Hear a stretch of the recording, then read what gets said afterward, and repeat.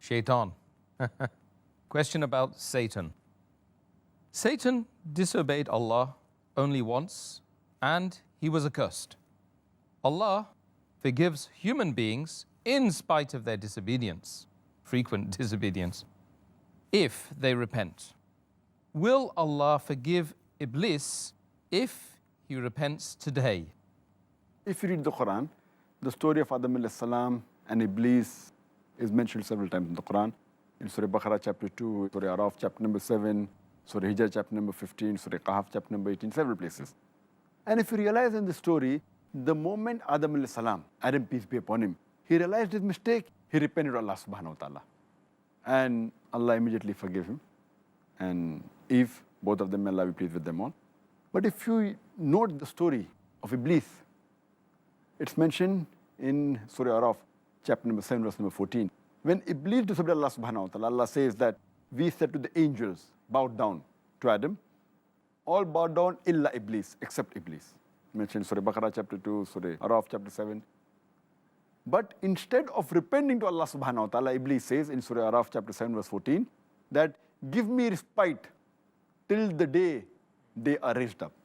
That means respite means, please delay my punishment. Give me respite and see what I do.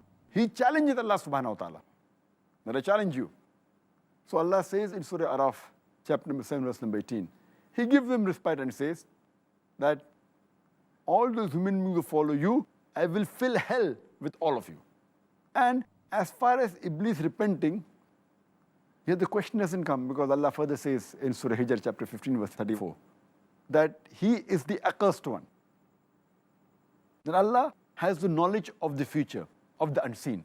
So Allah knows in advance that this person, he will never repent.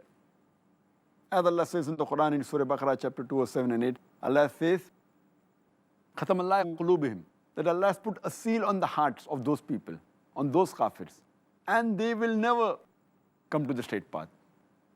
And similarly, we have examples of Allah predicts even about Abu Lahab, that he was one of the staunchest enemies of the beloved Prophet. Allah tells in advance, He reveals the surah, Tabbat yada Abi Lahabin wa tab, the father of the flame. He was one of the staunchest enemies to the Prophet. And he says that he will never accept Islam and he will burn in hell. It was a prediction. All he had to do to prove the Quran wrong was to say that I'm Muslim and say the Shahada. 10 years he had the opportunity, he did not do it. So Allah knew they will never repent. Similarly, Allah subhanahu wa ta'ala knows that Iblees, he will never repent. So that is the reason he has said that he is to you an avowed enemy. Allah says in Surah Baqarah chapter 2, verse 168, that, Ya ayyuhallazina amanu, O you believe, be careful of the khutwatu shaitan, of the footsteps of the devil, for he to you is an avowed enemy.